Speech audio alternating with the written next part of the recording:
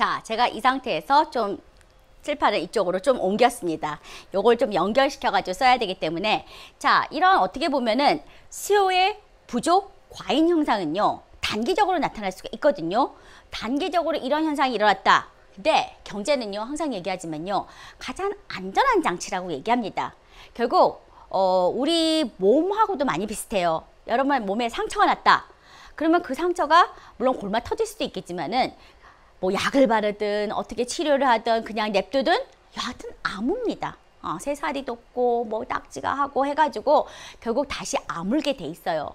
그래서 경제도 마찬가지입니다. 경제도 뭔가 불균형이 불안정 상태에 들어갔다? 그러면은 빨리 안정된 상태로서 회복하려는, 스스로 알아서 변수들을 막 작용시켜가지고 안정된 상태로 가려고 하는 그러한 습성을 가졌다는 거예요. 그래서 경제는 가장 안전한 장치다라고 얘기하는데요. 자, 그건 뭘 뜻하냐면요. 단기적으로 이렇게 불균형이 생겨났어요. 단기적으로 지금 보시면은 뭐 디플레이션, 실업이 막 높아지고, 그죠? 그다음에 인플레이션, 물가가 막 상승하는 그러한 불균형이 일어났다. 그러면 이게 계속적으로 되어지는 것이 아니라 경제는 결국 스스로의 변수에 의해서 다시 균형을 찾아간다. 자, 요걸 갖다가 우리가 이제 장기적인 변화로 봐야 되는데요. 지금 보시면요. 실업이 막 높아져요. 실업이 높아지면은 결국 일하는 사람보다 일자리 없는 사람들이 많아지죠. 그러면 그냥 자, 이론적으로만 생각해 보세요. 장기적으로 봤을 때 임금은 어떻게 되겠습니까? 임금. 임금은 실업자들이 많아지면은 싼 임금이라도 내가 일할 거야. 임금이 떨어지고 생산활동 자체가 둔화되기 때문에요. 거기서 쓰여지는 여러 가지 원자재의 가격도 떨어집니다. 그죠? 원자재 가격도 싸지고 그 다음에 임금도 그만큼 떨어진다. 그러면요. 장기적으로 봤을 때 기업들은 공급을 어떻게 하겠습니까? 임금도 싸, 그 다음에 원자재도 싸. 그러면은 결국 장기적으로 봤을 때는 공급을 늘리는 측면으로 간다는 겁니다. 자, 보세요. 지금 여기에서 여기에 균형이 와야 되는데, 여기에 수요 곡선이 와야 되는데 수요가 부족해가지고 바로 디플레이션, 경기 침체가 일어났어요. 그러면 이게 계속 가중되는 것이 아니라 경제는 안전한 것이야 해가지고 어떻게 됩니까? 수요 곡선에 의한 불안정 상태가 바로 결국 공급이 움직입니다. 공급이 어떻게 돼요? 공급이 점점 늘어난다 그랬죠. 어디까지? 여기까지. 그죠? 바로 공급이 이 상태까지 쭉쭉쭉 늘어난다는 겁니다. 그래가지고 균형이 다시 완전 고용에 수렴되게끔 그렇게 시간이 흐르면은 다시 균형이 완전 고용에 수렴되어진다. 안전한 상태를 찾아간다. 상처가 나아진다. 바로 이런 측면을 얘기를 합니다. 자, 반면에 지금 이것도 보세요. 지금 수요가 폭발을 해가지고 바로 인플레이션, 물가 상승이 확 일어났어요. 그리고 지금 막 생산이 활발해가지고 실업이 훅 떨어졌어요. 그러면은 자, 모든 사람들이 다 일하고 있고 여기저기서 사람들을 막 구하면은 결국 어떻게 됩니까? 임금은 어떻게 돼요? 이 상태에서 본다면은 임금이 막 올라가겠죠. 그리고 원자재 가격은 여기저기서 막 생산을 많이 하다 보니까는 서로 원자재를 뺏어가려고 하겠죠. 원자재 가격이 훅 오릅니다. 그러면은 장기적으로 봤을 때요, 기업들은요, 와, 임금 비싸, 원자재 가격 구할 수 없어 하면은 총 공급을 줄이는 측면으로 가져간다는 거예요. 자, 여기서 한번 보세요. 수요가 훅 단기적으로 떨어가지고 지금 생산이 막 너무 과열이 되는 그런 현상이 일어났어요. 그러면은 일할 사람도 부족하고 지금 뭐 원자재도 부족하고 장기적으로 보니까는 확 가격이 올라버리니까는 기업 입장에서 수익이 안 돼 해가지고 어떻게 합니까? 결국은 반대편으로 바로 어떻게 돼요? 바로 공급을 줄이는 측면으로 가져갑니다. 훅 줄이겠죠? 어디까지? 바로 균형이 완전 고용에 수렴이 될 때까지. 그죠? 결국 공급이 움직여서 바로 완전 고용으로 다시 안정된 상태로 가져간다. 이게 바로 경제예요. 그래가지고 단기적으로 인플레이션, 디플레이션, 불균형이 일어났다, 불안정이 일어났다. 그러면은 알아서 변수가 움직여서 다시 균형이 완전 고용에 수렴이 되는 안전된 상태로 가져간다. 그래서 경제는 안전된 것이다 라는 얘기를 참 많이 해요. 근데 이런 상황에서 우리가 이제 경제를 얘기할 때 우리가 주요 이제 여러 가지 이제 주장을 하는 파벌이 있습니다. 그래서 경제를 주장하는 가장 이제 대표적인 파벌을 갖다 우리가 두 갈래로 나누는데요. 보통 이제 고전학파, 그 다음에 케인즈학파 이렇게 얘기합니다. 그래서 이거는 이제 여러분이 보시면요, 미국의 이제 그 경제 역사하고 많이 맞물려요. 미국 경제에서 가장 큰 축은요, 바로 1930년 대공황을 중심으로 가져갑니다. 대공황 이전에는요, 만들어내기만 하면은 모든 게 다 팔렸었어요. 그때는 뭐 물건 자체가 없을 때니까요. 그래서 뭐 공급이 수요를 창출한다, 그죠? 만들어내기만 하면은 다 뭐 팔린다 해가지고 사람들이 일을 해가지고 생산을 해서 거기서 돈을 벌면은 그 소득 가지고 다 지출한다. 그래가지고 경제가 똘똘똘똘똘똘 안전하게 굴러간다 라고 얘기했었는데요. 이게 이제 1930년, 이게 어떻게 보면 고전파 이론입니다. 그냥 뭔가 약간 단기적으로 불균형이 생기더라도 임금, 그 다음에 원자재 가격, 이런 것들, 물가 이런 것들이 다 단기적인 조절이 돼가지고 다시 안정된 상태로 가져간다. 이게 이제 고전파 이론이거든요. 근데 지금 이제 1930년 대공황이 빵 터지니까 결국 뭡니까? 실업률이 막 20%, 30% 쫙 일어납니다. 근데 이게 회복이 안 되는 거예요. 점점 더 실업률이 악화되어지고 바로 그런 상황으로 가져갑니다. 그러니까는 결국은 이때가 이제 루즈벨트 대통령이죠. 그래가지고 바로 케인즈라는 학자를 갖다가 등용을 시킵니다. 그래서 야, 이게 어떻게 된 일인지 한번 네가 연구를 해봐라 했더니, 실질적으로 지금 보면은 뭐 여러 가지 이제 공급상의 문제가 생겨가지고 공급을 갖다가 늘리거나 줄이거나, 그러니까 임금 이런 거 가지고 이게 조절이 된다고 했었는데, 지금 이 1930년대를 갖다가 툭 뛰어나 보니까는 케인즈가 이거는 수요상의 문제입니다. 공급상의 문제가 아니라 수요상의 문제입니다. 지금으로서는 너무 당연한 얘기를 해요. 살 사람이 없기 때문에 이렇게 안 팔리고 생산활동이 둔화되고 실업자가 팍팍팍팍 늘어나고, 그러면은 이걸 타개하기 위해선 어떻게 하느냐? 인위적으로 수요를 늘려야 됩니다. 인위적으로 수요를 팽창시켜야 됩니다. 푹 늘려야 됩니다. 그냥 이대로 계속 가서는요, 결국 방법이 없다? 안정적으로 뭐 공급이 줄어들고 늘어나 이런 거 안 한다? 그럼 결국 뭐냐면 이걸 갖다가 빨리 극복하기 위해서는, 물론 시간이 지나면 어떻게 됩니까? 공급이 늘어나서, 그죠? 공급이 늘어나가지고 결국 자, 여기 요 경우에요. 1930년대 훅 경기 침체가 들어갔어요. 실업률이 확 높아졌습니다. 그러면은 우리가 일반적인 이론에 의하면은 생산활동이 둔화되기 때문에 그만큼 실업자 수가 많아진다. 그럼 임금이 떨어지고 원자재 가격이 떨어졌기 때문에 공급이 훅 늘어나가지고 다시 균형을 찾을 것이다. 근데 이건 아니라는 거예요. 왜냐면은 그때 케인즈가 얘기한 건 뭐냐면, 임금 같은 경우에는 어떤 경직성이, 사회 경직성이 들어간다. 임금이 한번 올렸는데 다시 떨어지는 일은 없다는 거예요. 여러 가지 장기적인 계약이라든지 노조 이런 것들에 의해서 임금이 떨어지진 않는다. 그러면 결국 그만큼 공급이 늘어나진 않는다. 그러면 계속적으로 불안정한 상태로 갈 수밖에 없다. 그럼 결국 뭐냐? 해결 방법은? 그러면은 인위적으로 정부가 빨리 개입해가지고 수요를 확 확대시킬 수 있는 정책을 가져가야 된다.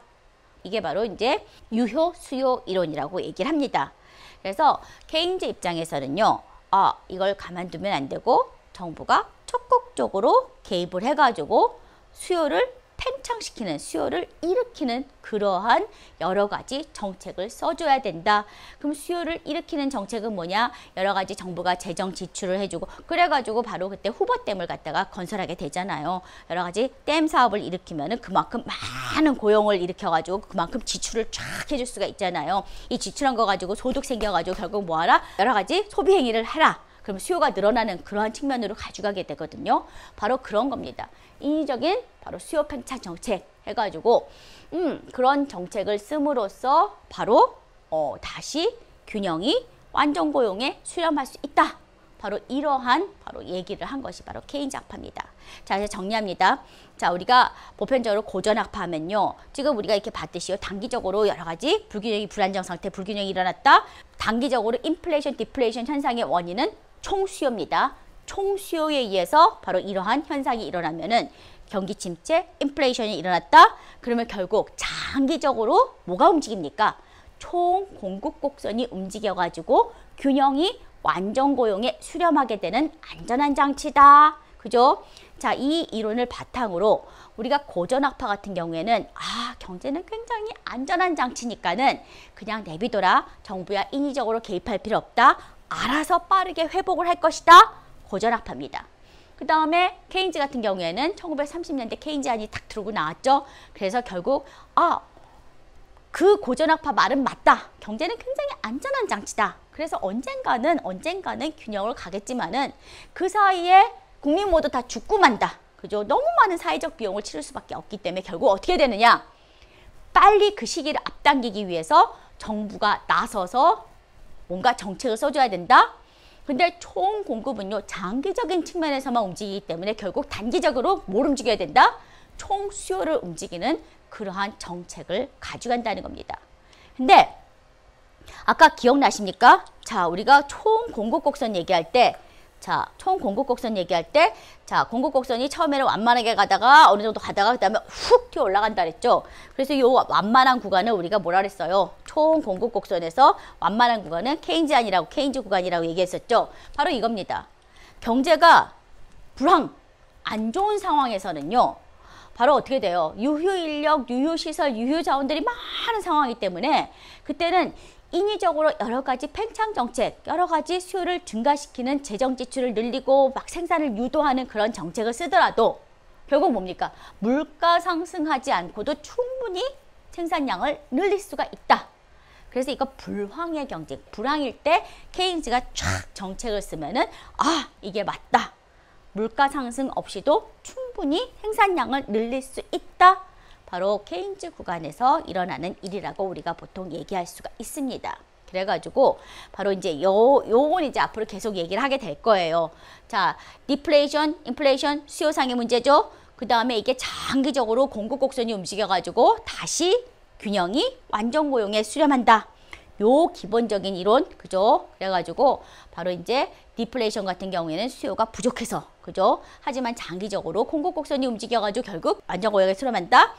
인플레이션 같은 경우에는 수요가 폭발, 그래가지고 물가 상승, 그 다음에 쫙 이제 실업 줄어들었어요. 그러고 나서 장기적으로 어떻게 됩니까? 이 불균형이 바로 공급 곡선이 줄어듦으로써 다시 완전 고용에 수렴한다.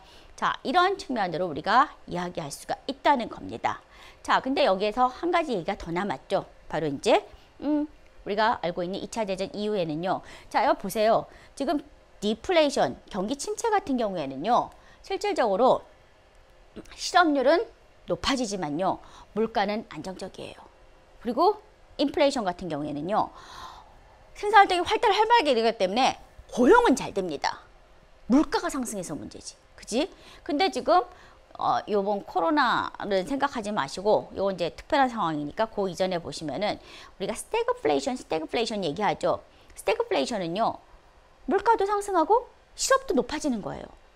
지금 디플레이션은 물가는 상승하지 않고 고용만 안 좋아져야 돼요. 인플레이션은요. 바로 이제 고용이 좋아지고 그 다음에 물가만 상승하는 거예요. 근데 지금 우리가 겪고 있는 이제까지 겪었던 거는 물가도 상승하고 고용도 안 좋고, 그죠? 자, 이거는 스태그플레이션이라고 보통 우리가 얘기합니다. 스태그플레이션은요, 여러분 그렇게 보시면 돼요. 자, 인플레이션, 디플레이션은 원인이 뭐다? 수요상의 문제라고 그랬죠? 자, 스태그플레이션은 원인이 공급에 들어가 있습니다. 자, 지금 여기 보시면요. 지금 우리가 여기가 안정고용이에요. 안정고용 상태에서 물론 스태그플레이션도 경기가 안 좋은 앞쪽에서 맺어지는 건데, 자, 수요는 바로 여기 부분인데 공급이 원래 여기에서 맺혀줘야 되는데 공급 자체가 지금 여기에서 여기까지 가지 못하고 공급이 여기에서 맺어진 경우 바로 균형이 여기에서 존재하게 됩니다. 이것도 경기 침체 한 가닥이에요. 그래서 보시면은 자 여기에서 균형이 맺어져 있는데 바로 이게 완전 고용 사양에서의 균형이죠. F라고 합시다. 근데 지금 어떻게 됐습니까? 지금 공급이 여기에서 들어갔기 때문에 여기서 균형이 맺혀지죠. 물가는 상승하고 자 국민 총생산도 여기서 맺으니까 국민 총생산이 줄어드는 물가가 상승하고 국민 총생산이 줄어들고 자 이거는 결국 공급상의 문제입니다. 스태그플레이션은 우리가 공급이 원인이 생겨서 공급이 여러 가지 원인 예를 들어서 가장 대표적으로 이제 원유 가격 그죠 이런 것들이 이제 확 가격이 갑자기 높아졌다. 그럼 기업들은 훅 공급을 줄여버립니다. 그러면 어떻게 돼요? 물가는 상승하고 국민 총생산이 줄어들고 실업과 물가 상승이 인플레이션이 동시에 일어나게 되어져요. 그래가지고 이제 경기가 불황 쪽으로 쫙 가게 되어지는데요. 이것도 결국 경제는 안전한 장치야 라고 생각한다면요. 결국 장기적으로 공급이 증가하는 쪽면에서 다시 안정고용으로 수렴한다. 이렇게 우리가 볼 수가 있거든요. 자, 그래서 일단은 요 챕터에서는 요까지만 여러분이 보시고 그 다음에 우리가 인플레이션 그 다음에 실업률 이런 거 얘기할 때 그 다음 정책을 어떤 식으로 써야 될 건지 자연스럽게 경제는 안전한 것이야 라고 얘기했을 때는 공급상의 단기적인 문제 장기적으로 공급이 증가해서 스태그플레이션이 해소될 것이다 라고 얘기하는 것. 근데 기다리지 못하죠. 장기적으로. 그러니까 결국 뭐겠어요. 단기적으로 움직이는 건 수요거든요. 수요 가지고 정책을 만드는 케이스를 얘기할 수가 있습니다. 그래서 그거는 우리가 다음 챕터에서 다시 얘기를 하도록 하겠습니다.